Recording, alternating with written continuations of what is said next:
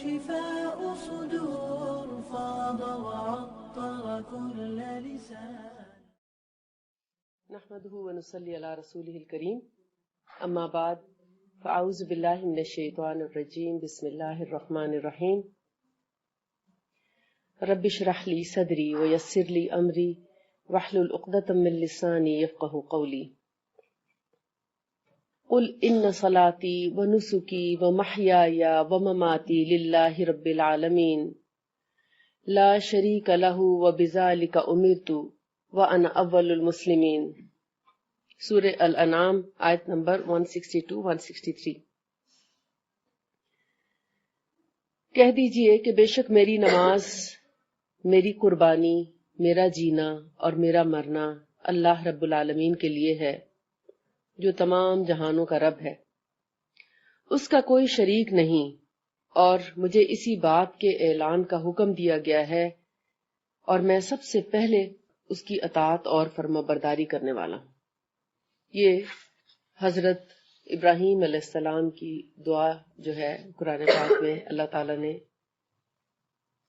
اسی طرح سے جیسے کہ حضرت ابراہیم علیہ السلام نے مانگی سورہ الانعام میں اس کا ذکر کیا. اور یہ ہم سب کی دعا ہونی چاہیے، ہر مسلمان کی دعا ہونی چاہیے کہ ہمارا جینا، ہمارا مرنا، ہماری عبادات، ہمارے مناسک سب کے سب کے لیے نیت کیا ہونی چاہیے کہ یہ اللہ رب العالمین کے لیے، کسی انسان کے لیے نہیں، کسی کے سامنے نیک بننے کے لیے نہیں، کسی کے سامنے ریاکاری کے لیے نہیں، یا کسی کو خوش کرنے کے لیے یا کسی سے پریز حاصل کرنے کے لیے نہیں، بلکہ اللہ رب العالمین کو خوش کرنے کے لیے. کیونکہ ہمارا دنیا میں آنا، یعنی جو روح اس دنیا میں آتی ہے، جو انسان پیدا ہوتا ہے، جو بچہ اس دنیا میں پیدا ہوتا ہے، اسے ایک دن واپس بھی جانا ہوتا ہے. ہر انسان مختلف ٹائم لے کر آیا ہے اس دنیا میں، ڈفرینٹ ٹائمنگز ہیں ہر انسان کی، اور لیکن کسی کو پتا نہیں کہ میں کتنا وقت لے کے آیا ہوں. کچھ پیدا ہونے سے پہلے ہی فوت ہو جاتے ہیں. ابھی رات ہی ایک ڈیتھ کی خبر سنی کہ اسٹل بیبی پیدا ہوا، اور کوئی آتے ساتھ یعنی پیدا ہوتے ہی کوئی ایک سانس لیتا ہے، کوئی 2 سانس، اور کوئی بچپن میں فوت ہو جاتے ہیں، کوئی جوانی میں. کبھی حادثاتی موتیں ہوتی ہیں، کوئی ایکسیڈنٹس ہوتے ہیں، اور کبھی طبعی موت ہوتی ہے یا کسی بیماری کی وجہ سے. اور کچھ لوگ ہیں جو بڑھاپے میں بھی فوت ہوتے ہیں. اب وہ کم رہ گئے بڑھاپے میں فوت ہونے والے لوگ. جیسے کہ نبی صلی اللہ علیہ وآلہ وسلم نے فرمایا تھا نا کہ ایک وقت آئے گا کہ میری امت کے لوگ 60 سے 70 سال کی عمر جئیں گے. بہت کم لوگ اس سے زیادہ عمر پائیں گے. تو اب آپ کیلکولیٹ کر کے دیکھیں، ہم سب، میں بھی، کہ ہم کتنے کتنے سال کے ہو چکے، ہماری عمر کتنی ہو چکی. اور اگر ہم 60 سے 70 کے درمیان کا ایک ایسٹیمیٹ رکھیں نبی صلی اللہ علیہ وآلہ وسلم کے قول اور فرمان کے مطابق، تو ہمارے پاس کتنے سال باقی ہیں میکسیمم. اب تک ہم نے کیا کیا، اور جو آئندہ ہمارے پاس تھوڑا سا وقت رہ گیا ہے، ہم اس کو کیسے گزارنا چاہیں گے. زندگی اس دنیا میں آنے کا نام ہے، اور موت دنیا سے واپسی کا نام ہے. ہم جب سے اس دنیا میں آئے ہم زندہ ہیں، اور زندگی بہت قیمتی چیز ہے. آپ کے پاس جو کچھ بھی اللہ نے آپ کو دیا، ہر انسان کو جو رب اس کو دیتا ہے اس کی نعمتیں بہت پسند ہوتی ہیں. اگر میں آپ سے سوال کروں کہ آپ کو اپنی زندگی میں کون سی چیز سب سے زیادہ قیمتی لگتی ہے، تو آپ کیا جواب دیں گے کہ سب سے زیادہ قیمتی چیز کیا ہے؟ یعنی ایک تو ہے نا ہماری زندگی ہے، ہم خود ہیں، ہماری زندگی بہت قیمتی ہے، مگر اللہ تعالیٰ نے ہمیں بہت سی نعمتیں دی ہیں، اولاد دی ہے، ماں باپ دیے ہیں، مال و دولت دیا ہے، گھر بار ہے. اور مطلب آپ کے لیے، ہر انسان کے لیے ہو سکتا ہے اس کا کرائٹیریا ڈفرینٹ ہو، اور ہاں ہیلتھ ہے، لیکن سب سے زیادہ قیمتی چیز جو ہر انسان کے لیے ویلیویبل ہے، وہ اس کا مال و دولت ہے، جسے انسان سینت کے رکھتا ہے، جس کے پیچھے بعض اوقات جان بھی دے دیتا ہے. جسے بہت سنبھال کے اور اس کو چھپا کے رکھتا ہے کہ کہیں کسی ہوتا ہے نا چور اور ڈاکو سے بچا کے اور ہر خطرے سے بچا کے کہ کل کو اس کے کام آنا ہے نا وہ پیسہ، اس کے نہیں آئے گا تو اس کی اولاد کے کام آئے گا. تو دنیا میں ہم جتنی بھی ہمارے پاس مال و دولت ہے، جس وقت انسان کی روح نکلنے لگتی ہے اس مال و دولت کی کتنی ویلیو رہ جاتی ہے، اس کے کس کام آتا ہے. ایک لمحے کے لیے سوچنے کی ضرورت ہے، کیونکہ ہم دیکھتے ہیں کہ ہر روز کوئی نہ کوئی خبر آتی ہے اپنے قریبی لوگوں میں سے، اور اب تو ہم اس سٹیج پہ پہنچ گئے ہیں کہ اب ساتھیوں کی بھی خبریں آنا شروع ہو گئی. تو ایک دن آئے گا ہماری بھی باری آ جائے گی. تو جو سوچ سمجھ رکھنے والے لوگ ہیں، باشعور لوگ ہیں، وہ ہمیشہ سے اپنا ہوم ورک کر کے رکھتے ہیں، اور جو لوگ اپنا ہوم ورک پہلے سے کر لیتے ہیں، ٹائملی کر لیتے ہیں، وہ کامیاب ہو جاتے ہیں. ہمیشہ اپنے اسکول میں، کالج میں، یونیورسٹی میں ہمیشہ ٹائملی ہوم ورک کرنے والے ہی سب سے آگے ہوتے ہیں. لیکن جب ہم وقت پہ اپنا ہوم ورک نہیں کرتے تو پھر ہم کبھی اگلی صفوں میں نہیں جا سکتے، نمایاں پوزیشن نہیں لے سکتے. تو اسی طرح زندگی بہت مختصر سی ہے، اور زیادہ تو ہم گزار چکے. اب ہمارے پاس جو ہمارے ساتھی ہیں، اب ہم لوگوں کے پاس بہت کم ٹائم رہ گیا.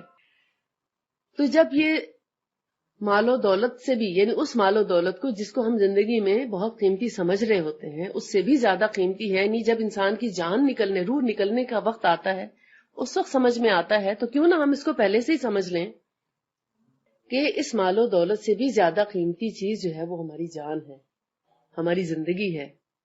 اور اس زندگی میں اگر صحت نہ ہو تو یہ زندگی بھی بیکار ہے.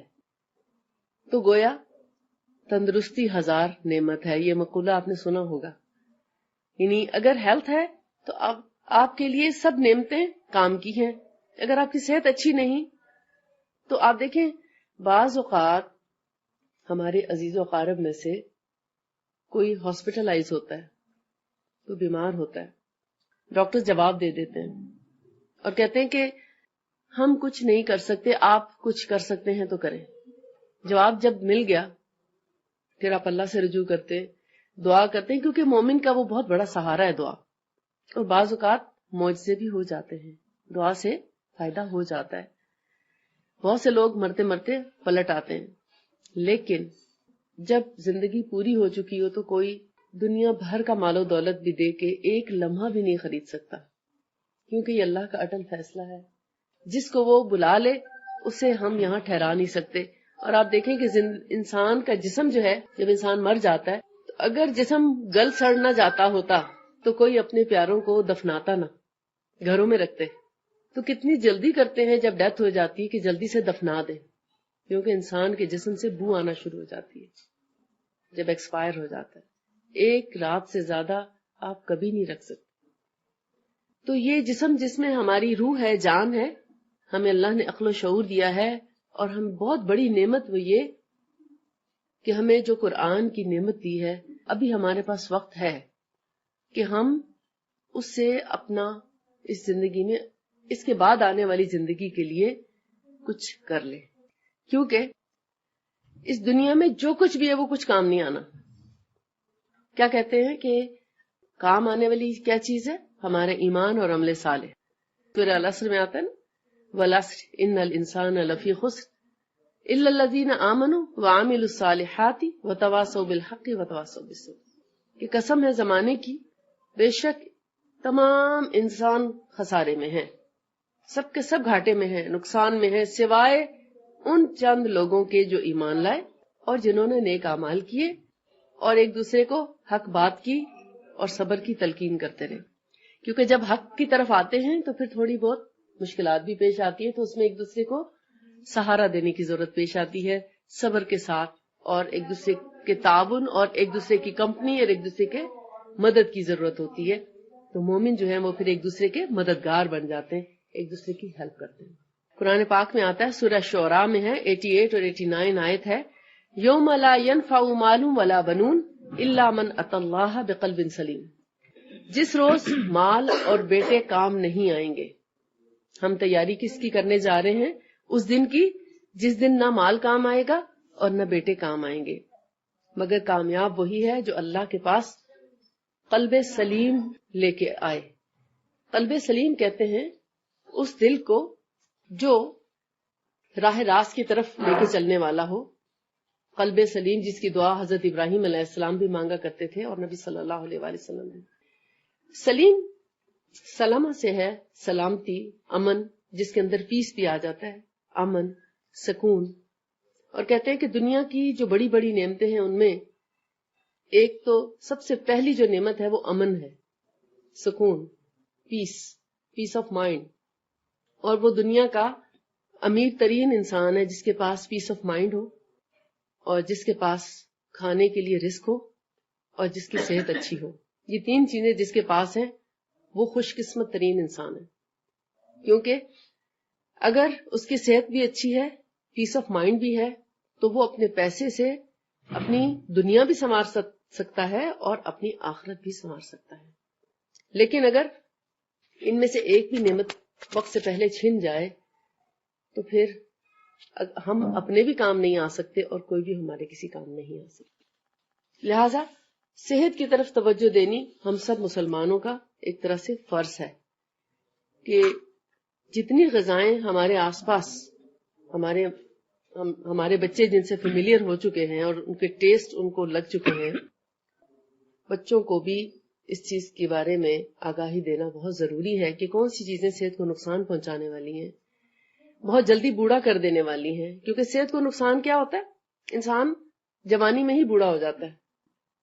تو بوڑھا ہونے سے پہلے، یعنی وقت آنے سے پہلے ہی اس کی انرجی ختم ہو جاتی ہے اور اس کے اندر ہمت نہیں رہتی اٹھ کے کچھ بھی کام کرنے کی. بہت جلدی باڈی ایکسپائر ہونے لگتی ہے. اور جب ہمت نہیں تو آپ نہ تو اپنے کسی کام کے اور نہ ہی کسی دوسرے کی کسی قسم کے ہیلپ کرنے کے. کیونکہ اگر صحت اچھی ہے تو نماز بھی اچھے طریقے سے پڑھی جاتی ہے، آپ روزہ بھی رکھنے کے قابل ہوتے ہیں. اگر صحت اچھی نہیں تو نماز بھی کھڑے ہو کے پڑھنے یا سجدے کی بجائے آپ کو بیٹھ کے پڑھنی پڑے گی. بیمار زیادہ ہو جائیں تو پھر اشاروں سے نماز پڑھنی پڑتی ہے. وہ نماز کا مزہ نہیں آتا، وہ سرور نہیں آتا، وہ آپ کو اس طرح بینیفٹ نہیں دیتی نماز جیسے کہ ایک انسان جو پراپر طریقے سے نماز پڑھ سکتا ہے خشوع اور خضوع کے ساتھ. وہ جو پیس آف مائنڈ نماز دیتی ہے وہ دنیا کی کوئی چیز نہیں دیتی. تو اسی طرح بیماری میں انسان روزہ رکھنے کے قابل نہیں رہتا. اور جب آپ دیکھیں اس وقت تو سائنٹیفکلی پروف ہو گیا ہے کہ روزہ جو ہے وہ بھی آپ کو ہیلدی رکھنے کے لیے بہت بڑا سورس ہے. انسان کی صحت کے لیے، کولیسٹرول، بلڈ پریشر، شوگر والوں کے لیے ایک قسم کی دوا کا کام کرتا ہے. امیون سسٹم کو اسٹرانگ کرتا ہے، آپ کو دیر تک ہیلدی رکھتا ہے. آپ کا اسٹمک، آپ کا لیور، آپ کی کڈنی سب کو ریسٹ ملتا ہے، جس کی وجہ سے عمر بڑھتی ہے، عمر میں برکت ہوتی ہے. یعنی یہ تو ایک تھوڑے سے بینیفٹس ہیں جو اس وقت سامنے آئے ہیں. اس کے علاوہ اور بھی یعنی جو ہمارا دین ہمیں بتاتا ہے کہ روزے کا اجر اتنا زیادہ ہے کہ اللہ تعالیٰ نے دنیا میں بتایا ہی نہیں اس کا اجر. اللہ تعالیٰ فرماتے ہیں کہ الصوم لی وانا اجزی بہ، کہ روزہ تو میرے لیے ہے، میری خاطر رکھتا ہے انسان.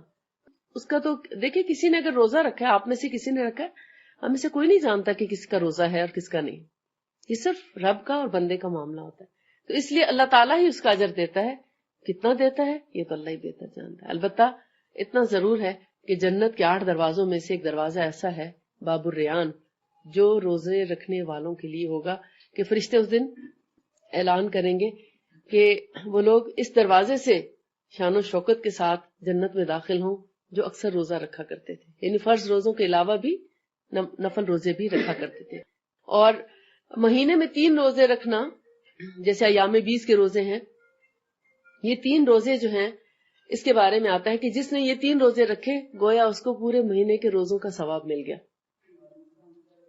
نبی صلی اللہ علیہ وسلم یہ جو چاند کی یعنی فل مون کی جو ڈیٹس ہوتی تھی 13، 14 اور 15، ہر مہینے کی جو قمری مہینہ ہوتا ہے نا، محرم، صفر، ربیع الاول، تو ان کے جو 13، 14، 15 کی تاریخیں ہیں ان میں خصوصی طور پہ، اور فرمایا جو ان دنوں میں روزہ نہ رکھ سکے وہ ویسے کسی بھی اور دن میں جیسے منڈے تھرسڈے میں سے لے کے 3 دنوں کے روزے رکھ لیا کرے تو اس کے 3 دن کے روزے پورے ہو جائیں گے. سنت سمجھ کے اگر رکھیں گے تو آپ کو گویا پورے مہینے کے روزوں کا اور ہر مہینے اگر آپ رکھتے ہیں تو گویا آپ کو یعنی پورے سال کے روزوں کا ثواب مل جاتا ہے. ایک صحابی تھے، وہ ساری رات نماز میں کھڑے رہتے، نفل پڑھتے رہتے اور سارا دن روزہ رکھتے اور کنٹینیوس روزے رکھتے.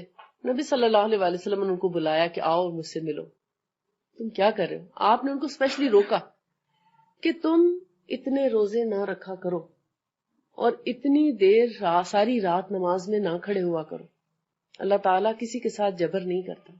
اللہ تعالیٰ نے آپشن دی ہے، آپ آدھی رات کو اٹھ کے 2 نفل پڑھ لیں، 4 پڑھ لیں، 8 پڑھ لیں، یا 1/3 رات میں یا 2/3 نائٹ میں، یا مطلب کسی بھی لمحے اذان سے 15 منٹ آدھا گھنٹہ پہلے بھی اٹھ کے تہجد کے لیے اگر آپ اٹھ جاتے ہیں اور اللہ آپ کو توفیق دے ہم سب کو بھی، تو وہ ایک ایسا وقت ہوتا ہے جب اللہ تعالیٰ خود پوچھ رہے ہوتے ہیں کہ بندے میرے کیا مانگتا ہے، مانگ میں تمہیں عطا کروں. خود اللہ تعالیٰ آفر کر رہے ہوتے ہیں کہ آؤ میرے پاس، مانگو مجھ سے، میں دینے کے لیے تیار ہوں.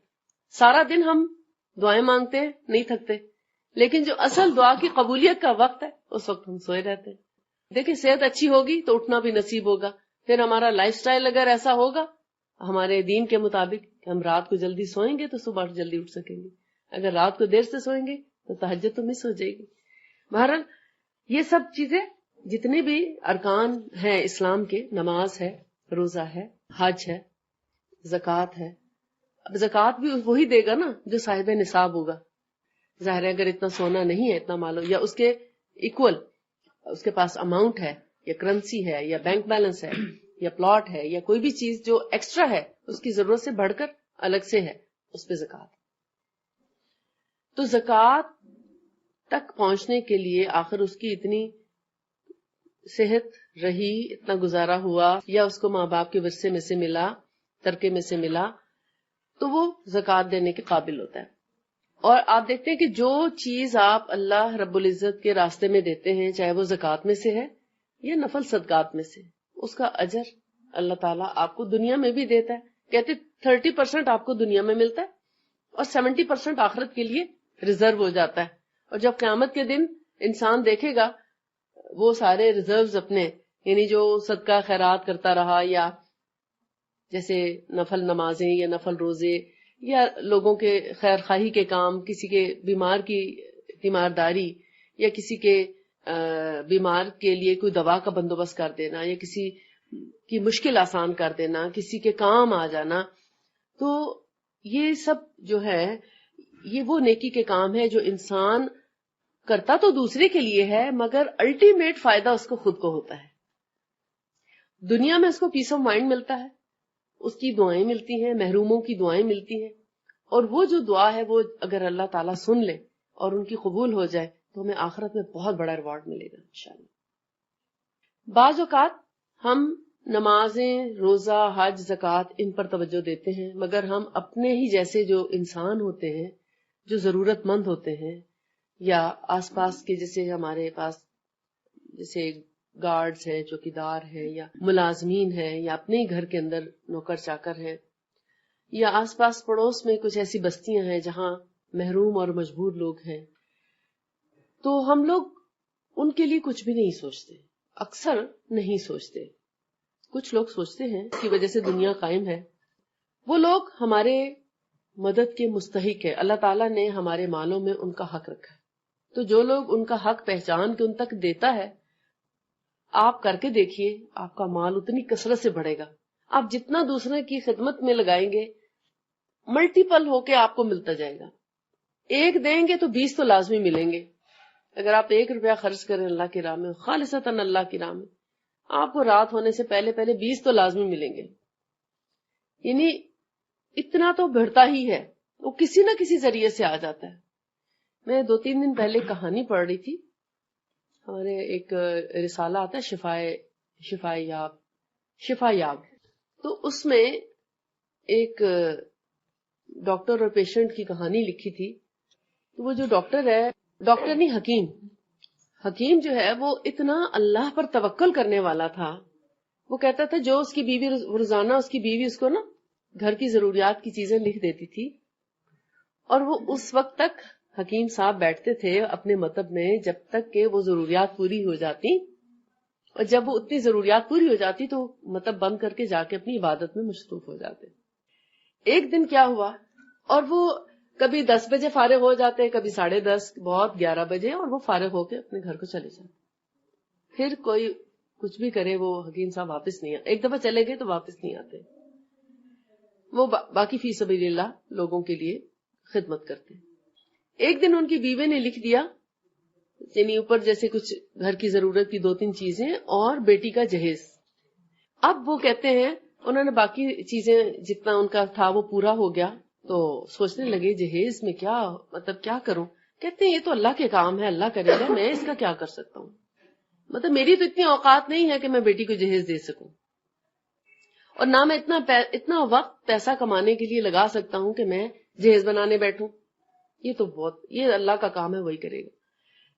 اسی دن ابھی وہ اٹھنے کا سوچ رہے تھے کہ سامنے گاڑی آ کے رکی اور ایک صاحب آئے اندر جو 8 سال پہلے بھی ان کے پاس آئے تھے، اور انہی کے کلینک یعنی کہ مطلب سے باہر جو ہے وہ ان کی کار پنچر ہو گئی اور کچھ اس کا کوئی پرابلم نکل آیا.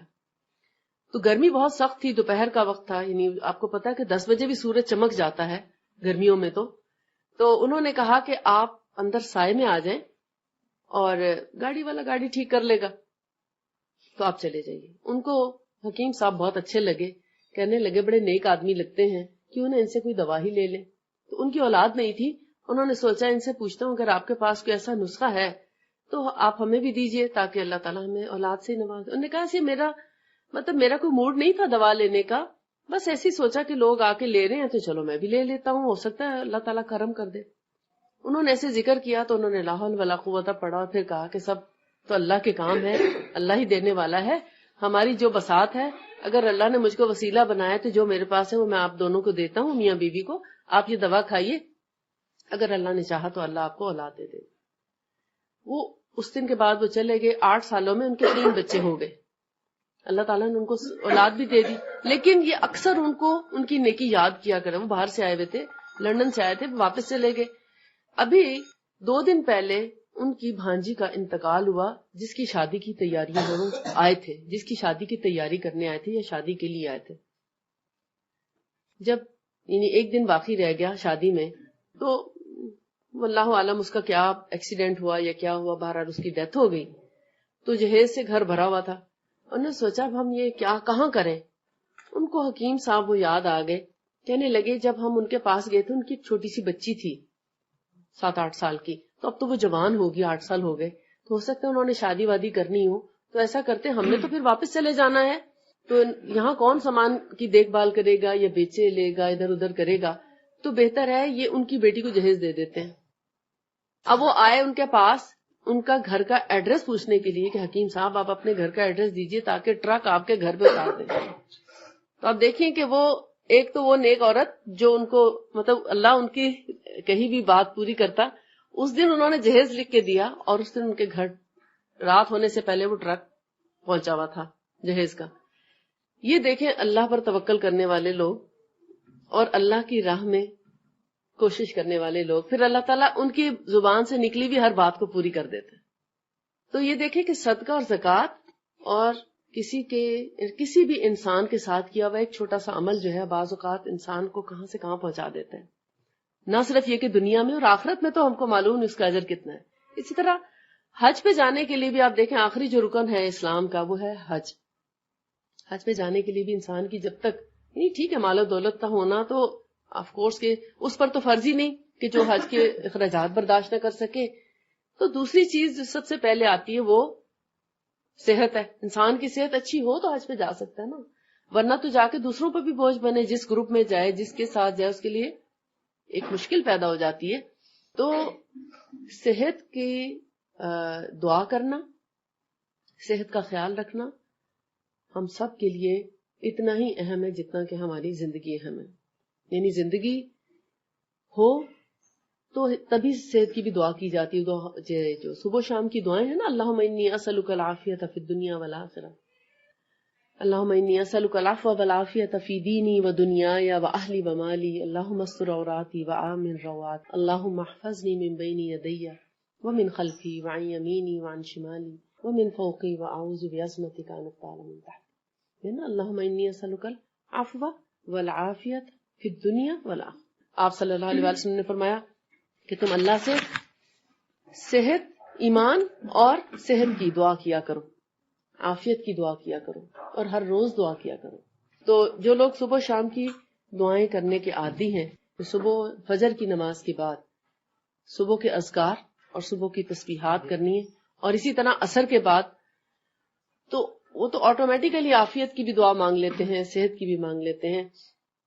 لیکن اگر صبح شام کی دعاؤں کے اذکار کی عادت نہ ہو تو پھر ہم بہت سی چیزوں سے محروم بھی ہو جاتے ہیں، کیونکہ اللہ تعالیٰ صحت ہو یا بیماری، خوشی ہو یا غم، نفع ہو یا نقصان، زندگی کے ہر اتار چڑھاؤ میں اللہ کا شکر ادا کرنے کی عادت ہونی چاہیے، اور ہر موڑ پہ اللہ کو یاد کرنے کی عادت ہونی چاہیے۔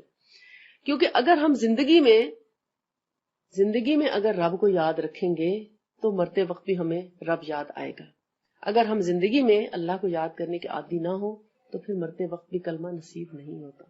جو لوگ اپنے صبح شام کے اذکار میں استغفار، درود شریف، پھر جو تسبیحات ہیں جیسے سبحان اللہ و بحمدہ، سبحان اللہ العظیم، لا الہ الا اللہ وحدہ لا شریک لہ، لہ الملک و لہ الحمد وہو علی کل شیء قدیر، استغفر اللہ، اللہم صلی علی محمد، اگر یہ ان تمام چیزوں کی ایک تسبیح کرنے کی عادت ہو، چلتے پھرتے کھانا پکاتے بھی ہو سکتی، اگر اللہ نے اتنا ٹائم دیا ہے تو مصلی پہ بیٹھ کے کر سکتے ہیں، تو اور کیا چاہیے کہ اللہ کی عبادت کے بعد اگر تھوڑا ٹائم مل جائے اس کی راہ میں بیٹھنے کا، تو بہت ہی، یعنی کہتے ہیں کہ تو فرشتوں کی عبادت سے بھی افضل کام ہے کہ آپ مصلی پہ کچھ دیر بیٹھ سکیں۔ قرآن پاک میں جو مومن کی صفات بیان کی جاتی ہیں اس میں یہ ہے کہ وہ اللہ کو یاد کرنے والے ہوتے ہیں، چلتے پھرتے اٹھتے بیٹھتے سوتے پہلوؤں پر، ہے نا، قیامم وقعودم وعلی جنوبہم، کہ وہ چلتے پھرتے بھی اور بیٹھے لیٹے بھی، رات کو جب پہلو بدلتے ہیں تب بھی وہ اپنے رب کو یاد رکھتے ہیں۔ تو جو اللہ کا شکر ادا کرے تو اللہ تعالیٰ اس کا رزق بڑھا دیتا ہے، جو اللہ کو یاد کرے تو اللہ اس کو یاد رکھتا ہے نا، وَلَئِن شَكَرْتُمْ لَأَزِيدَنَّكُمْ، اگر تم میرا شکر ادا کرو گے تو میں ضرور تمہارا رزق بڑھا دوں گا۔ اور فَاذْكُرُونِي أَذْكُرُكُمْ، تم اگر مجھے یاد کرو گے تو میں ہر موقع پہ تمہیں یاد کروں گا۔ تو یہ جو میں نے مثال دی اس پیشنٹ کی اور حکیم صاحب کی، وہ یاد کرنے پر کہ وہ اللہ کو یاد کرنے کے لیے اپنا وقت بچا کے گھر لوٹ جاتے حکیم صاحب، اور تھوڑی دیر کے لیے اپنے مطب میں آتے اور مریض دیکھتے، اور باقی وقت فی سبیل اللہ کام اور اللہ کی یاد۔ تو اللہ تعالیٰ ان کو کتنا یاد رکھتا تھا کہ جو اس کی بیوی لکھ کے دیتی تھی وہ ہر حال میں روز کا روز اس کا پورا ہوتا۔ تو یہ ہے شکر گزاری اور اللہ کا ذکر جو انسان کو دنیا میں بھی فائدہ دیتا ہے اور مرتے وقت بھی۔ کچھ لوگوں کے ساتھ ہمارا جیسے تعلق ہوتا ہے انسان کا، تو پتہ چلتا ہے کہ بعض اوقات انسان مرتے وقت کلمہ پڑھنا چاہتا ہے مگر کلمہ ادا نہیں کر سکتا۔ تو جو گھر کے آس پاس کے لوگ ہیں ان کو چاہیے کہ وہ اونچی اونچی کلمہ پڑھیں۔ تو اس سے کیا ہوتا ہے کہ انسان جیسے بچہ ماں باپ کے پیچھے ریپیٹ کر لیتا ہے نا، تو ایسے چلو ریپیٹیشن میں ہی ہو سکتا ہے وہ کلمہ پڑھ جائے، تو آخری لمحے میں اگر کلمہ اللہ نصیب کر دے تو ہو سکتا ہے اللہ تعالیٰ اس کا آخرت کا سفر آسان ہو اور بہترین انجام سے نوازے۔ ایک صاحب تھے، مطلب ٹرک ڈرائیور تھا ایک آدمی، تو اس کا ایکسیڈنٹ ہو گیا راستے میں، تو ہاسپٹلائز کیا، تو ایمرجنسی میں جب اس کو لے کر گئے تو جب ایمرجنسی میں ڈیوٹی تھی نرس کی اور ڈاکٹر کی، تو وہ 2 دن زندگی اور موت کی کشمکش میں رہا۔ وہ کہتا تھا کلمہ پڑھو، مجھ سے نہیں پڑھا جا رہا، کلمہ پڑھو۔ پھر وہ جب وہ نرس اس کو شاید وینٹیلیٹر کے لیے کچھ اس کو سیٹ کرنے کے لیے، تو اس نے یعنی بہت زیادہ اس کی جو سیچوریشن ہے وہ بہت کم ہوتی چلی جا رہی تھی، 10 تک آ چکی تھی، مگر اس نے اس کا کہتے ہیں 40 تک ہو تو بات نہیں کر سکتا انسان، تو وہ 10 تک بھی بول رہا تھا، اور اس کے کپڑے پکڑ کے کہتا ہے تم مسلمان ہو، تم کلمہ پڑھو، کلمہ کیوں نہیں پڑھتی، کلمہ پڑھو، مجھ سے نہیں پڑھا جا رہا، تم کلمہ پڑھو۔ اس کے کچھ رشتہ دار پہنچ گئے جب تک، تو وہ کہنے لگے کہ کیا ہم مرتے ہوئے یعنی کوئی مر رہا ہو تو ہم اس کے آگے کلمہ پڑھتے ہیں، یہ مر تو نہیں رہا نا، ابھی کلمہ پڑھنے کی کیا ضرورت ہے؟ لہٰذا وہ بیچارہ تڑپتا رہا، ترستا رہا، منتیں کرتا رہا، کسی نے کلمہ نہیں پڑھا۔ چلے بھی آپ کسی کی خواہش پوری کرنے کے لیے کہتے ہیں آپ چلے میں آپ کو کلمہ سناتا ہوں، ہو سکتا ہے اس کی زبان، اصل میں جب انسان مرنے لگتا ہے تو جو ہمارے ساتھ کا ہمزاد ہوتا ہے نا، ہمزاد ہر انسان کے ساتھ ہے۔ ہمزاد کون ہے؟ ہر انسان کے ساتھ ایک شیطان پیدا ہوتا ہے، اور وہ شیطان اصل میں ساری زندگی ہمیں نیکی سے روکنے اور برائی کا حکم دینے کے لیے کوشش میں لگا رہتا ہے، اور ہم سو جاتے ہیں مگر وہ نہیں سوتا، وہ تیار رہتا ہے کہ جیسی آنکھ کھلے تو سب سے پہلے نماز ہی قضا کرا دو، تو سلائے رکھتا ہے، تھپکیاں دیتا ہے، سب ہر کام کرتا ہے نیکی کے راستے سے روکنے کے لیے۔ تو وہ ہمزاد جو ہے وہ روکتا ہے کہ کسی طرح اس کے منہ پہ کلمہ نہ آنے پائے، تو اس کو وہ کبھی کسی شکل میں کسی روپ میں آتا ہے، کبھی کسی طرح، تو وہ لیکن اس نے اتنا فوکس رکھا کہ کوئی کلمہ پڑھ دے کہ میں اس کے پیچھے کلمہ پڑھ لوں، مگر اس بیچاری کی جان چلی گئی، میں نہ کسی نے کلمہ پڑھا نہ وہ پڑھ سکا۔ تو اسی طرح ایک اور خاتون کا واقعہ ہے، ہمارے ایک عزیز ہی ہیں، تو وہ بڑا اللہ کا ذکر کرنے والی تھیں اور اللہ کو یاد کرنے والی، اور کلمہ جیسے کلمے کا بھی تسبیح کر لینی روزانہ، جس طرح استغفار کی تسبیح کرنی، استغفر اللہ، درود شریف کی کرنی، لا الہ الا اللہ وحدہ لا شریک لہ، اس کی تسبیح کرنی، سبحان اللہ بھی، تو اسی طرح وہ لا الہ الا اللہ محمد الرسول اللہ، وہ کلمے کی تسبیح بھی کیا کرتے۔ تو کہتے کہ جب آخری دن تھا، ان کی موت کا وقت تھا، تو ان کی عادت تھی کہ وہ دم کر کے پانی رکھا کرتی تھی، اور پھر وہ اپنے اوپر تھوڑا بہت چھڑکتی بھی تھی، طبیعت ان کو شاید کینسر تھا، طبیعت خراب رہتی اور ایجڈ تھی، تو انہوں نے پانی دم کر کے رکھا، سورہ فاتحہ وغیرہ پڑھ کے اور اس طرح دم کر کے، لیکن ان کی طبیعت خراب ہو گئی، ان کو وامٹس آنا شروع ہو گئے، اور پھر ان کو فوری ہاسپٹل لے گئے، پانی ان کا وہیں گھر رہ گیا، تسبیح بھی گھر رہ گئی۔ اب ان کو اتنی عادت تھی تسبیح کی کہ جب ان کو تھوڑا ہوش آیا تو انہوں نے کہا میری تسبیح کہاں ہے؟ اپنا ہاتھ وہ جھٹک نہیں تھی کہ میری تسبیح نہیں ہے، تسبیح لاؤ، تسبیح دو۔ انہوں نے کہا آپ ہاسپٹل میں ہیں، ابھی ہم گھر جائیں گے تو آپ کو تسبیح دیں گے، فی الحال آپ ویسے اللہ کا ذکر کرنا۔ تو انہوں نے اونچی اونچی کلمہ پڑھنا شروع کر دیا، ان سے بھی کہیں تم بھی پڑھو کلمہ، سب سے کہہ رہی سب پڑھو کلمہ، سب کو پڑھا رہی ہیں اور خود بھی پڑھ رہی ہیں۔ پہلے ان سے بھی مشکل پیش آتی ہے کلمہ پڑھتے ہوئے موت کے وقت، تبھی تو ہم دعا کرتے ہیں یا اللہ موت کے وقت کلمہ نصیب کرنا۔ تو پھر انہوں نے بھی کلمہ پڑھنا شروع کر دیا اور ورد کرنا شروع کر دیا، استغفار کیا، درود شریف پڑھے، تسبیحات کی، سبحان اللہ وبحمدہ، یعنی جو صبح و شام وہ کرتی تھی وہ ساری کی ساری انہوں نے تسبیحات کر لی، سارا وقت انہوں نے اللہ کا ذکر ہی جاری رکھا، اور جس وقت سانس نکلا تو پتہ بھی نہیں چلا، کہتے ہیں ایسے جیسے کسی نے پھول کو اٹھا کے یہاں سے یہاں رکھ دیا، اتنی آسانی سے ان کی موت آئی۔ اللہ کا ذکر کرتے کرتے گئی، تو جس کو اللہ کا ذکر نصیب ہو جائے اس سے اور کیا چاہیے۔ تو جتنا ہم جن چیزوں کا ذکر دنیا میں کرتے ہیں یا جو کچھ ہم دن بھر میں کام کرتے ہیں تو رات کو اسی کا ذکر ہوتا ہے، چاہے وہ میاں کے ساتھ ہو یا بچوں کے ساتھ ہو یا سہیلیوں کے ساتھ ہو، فون پہ ہو کسی کے ساتھ، تو جس طرح ہم دن اپنا گزارتے ہیں وہی ہم رات سوچتے ہوئے سو جاتے ہیں، اور جس طرح رات کو سوچتے ہوئے سوتے ہیں وہی کچھ صبح اٹھ کے ہم نے کرنا ہوتا ہے۔ لیکن عقل مند انسان وہ ہے جو اس دنیا کی زندگی کو ہمیشہ کی زندگی نہ سمجھے، اور اس دنیا کے بعد جو آنے والی زندگی ہے اس کے لیے کچھ نہ کچھ اپنے لیے یعنی ہوم ورک کر کے جائے، اپنا کام کر کے جائے، اپنا اسٹریس کے لیے۔ تو نبی صلی اللہ علیہ وسلم نے فرمایا، حدیث قدسی ہے کہ قیامت کے دن انسان کے قدم اپنی جگہ سے نہ ہٹ سکیں گے جب تک کہ ان 4 باتوں کے بارے میں اللہ تعالیٰ کو جواب نہ دے دے، یعنی جو اللہ تعالیٰ ان سے سوال کریں گے ان کا جواب نہ دے دے۔ نمبر 1، زندگی یعنی عمر کیسے گزاری اور کن کاموں میں گزاری۔ ہم بھی اپنا سوچتے ہیں کہ ہم روزانہ کیا کچھ کر رہے ہوتے ہیں نا، ایک جائزہ لیں کہ صبح ہوتی ہے تو کیا کرتے ہیں اور دن بھر میں کیا ہو رہا ہوتا ہے، رات تک کیا کرتے رہتے ہیں، کیسے گزاری اور کن کاموں میں گزاری۔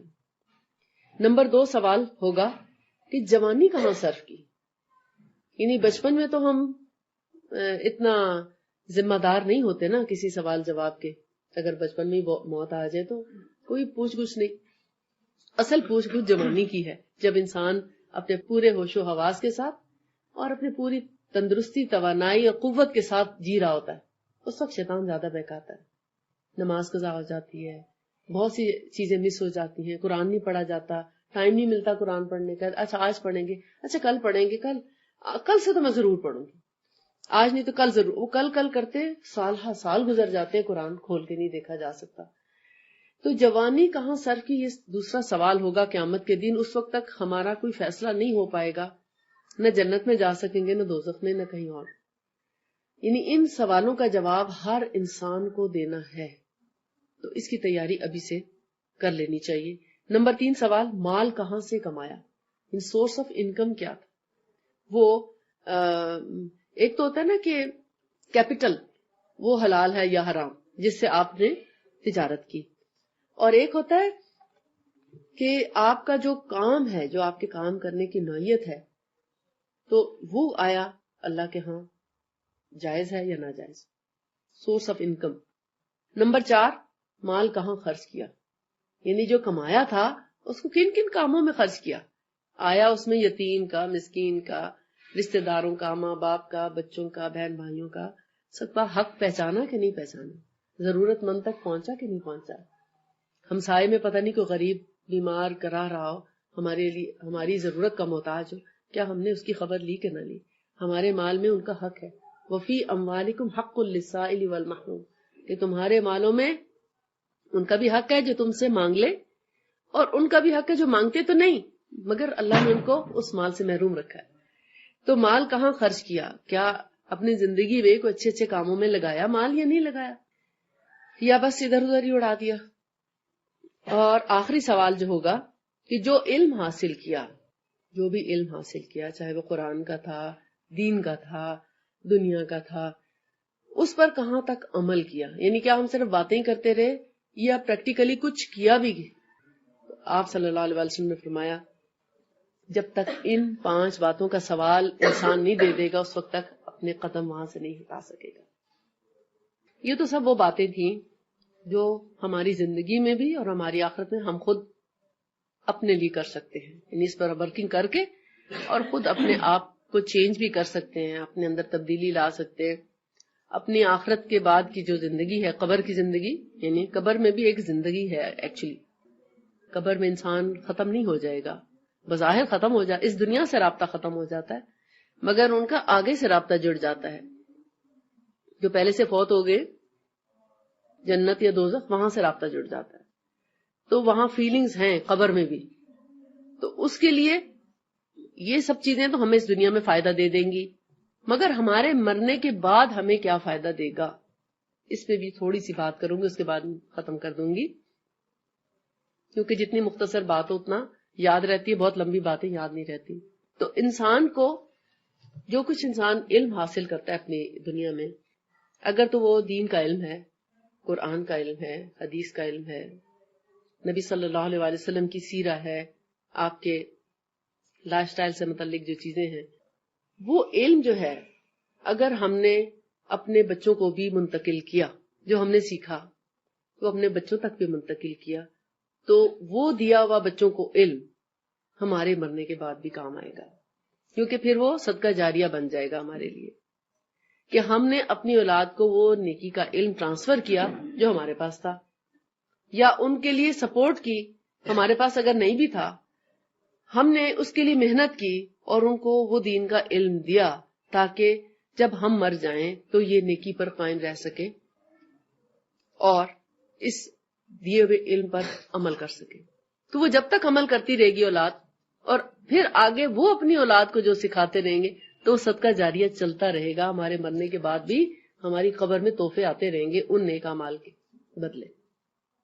اور نیک اولاد خود بھی صدقہ جاریہ ہے، کہ اگر اولاد کی تربیت کرنے میں ہماری کوشش شامل رہی، یعنی نیکی کے کاموں کی طرف لگانے میں ہم نے ایفرٹ کی. جیسے ہوتا ہے بچہ پیدا ہوتا ہے، بولنا سیکھتا ہے، تو عام طور پہ ہمارے ہاں یہ کوشش کی جاتی ہے کہ اس کو بس کلمے پہ اس کی زبان کھلوائی جائے. تو ہر وقت چھوٹے بچوں کے سامنے کلمہ پڑھا جاتا ہے، لا الہ الا، یعنی گا گا کے بھی اور جھولوں میں بھی سلانے کے لیے بھی اس کلمے کا ہی ورد کیا جاتا ہے کہ جب بھی بچہ منہ کھولے تو لا الہ الا اللہ پہ کھولے.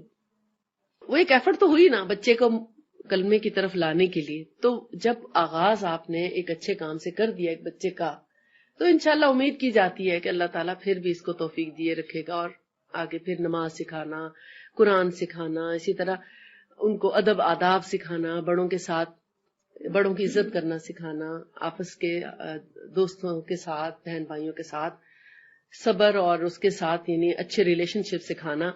تو یہ سب ماں باپ کی کوشش سے ہی پھر اولاد جو ہے وہ نیک بنتی ہے. تو یہی نیک اولاد جو ہے وہ صدقہ جاریہ بن جاتی ہے. اور پھر وہ اپنے نیک اولاد ہی اصل میں ماں باپ کے مرنے کے بعد اس کے لیے دعا کرتی ہے.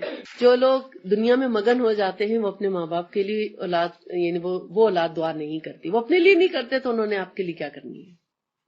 اور پھر وہ صدقہ جو آپ اپنے ہاتھوں سے دنیا میں دے جائیں، مثلا کہیں کوئی پانی کا انتظام ہے، چاہے وہ مسجد میں ہو، چاہے وہ کسی غریب علاقے میں کنواں ہو، یا کچھ بچوں کو یا بچیوں کو آپ دین کا علم سکھانے کے لیے، وہ لوگ جن کے پاس اتنے مسائل نہیں کہ وہ ان کی کتابوں کا خرچ برداشت کر سکیں یا ان کو دین کا علم پڑھانے کے لیے قرآن ہی خرید سکیں مثلا، تو اتنا سپورٹ کر دینا کہ آپ 2-4 بچیوں کو قرآن کی یا دین کی تعلیم حاصل کرنے کے لیے ان کے جو اخراجات ہیں وہ پورے کر دیں.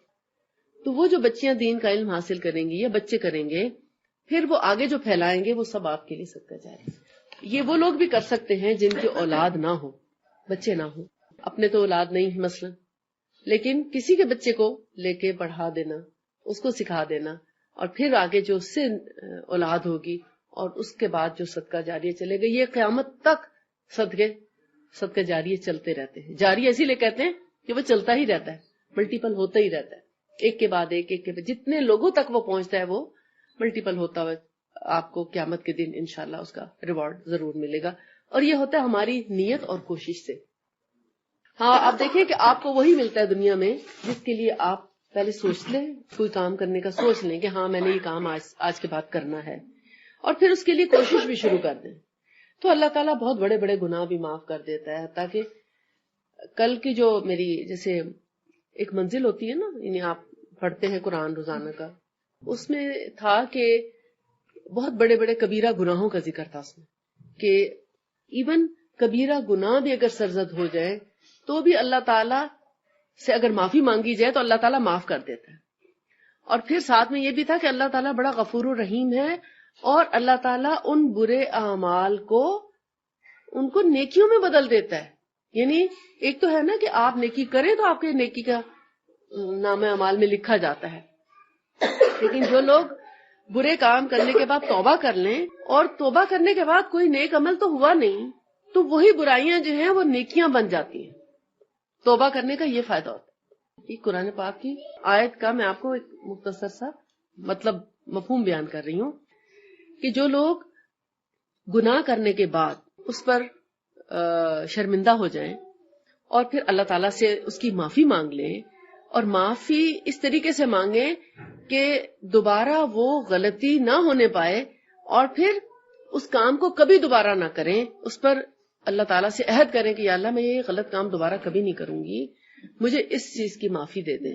تو وہ کہتے ہیں کہ جتنا بھی کوئی بڑا سے بڑا گناہ کیوں نہ ہو، کتنا ہی بڑا گناہ کیوں نہ ہو، اللہ تعالیٰ وہ گناہ کبیرہ بھی اس یعنی برائی کو نیکی میں بدل دے گا.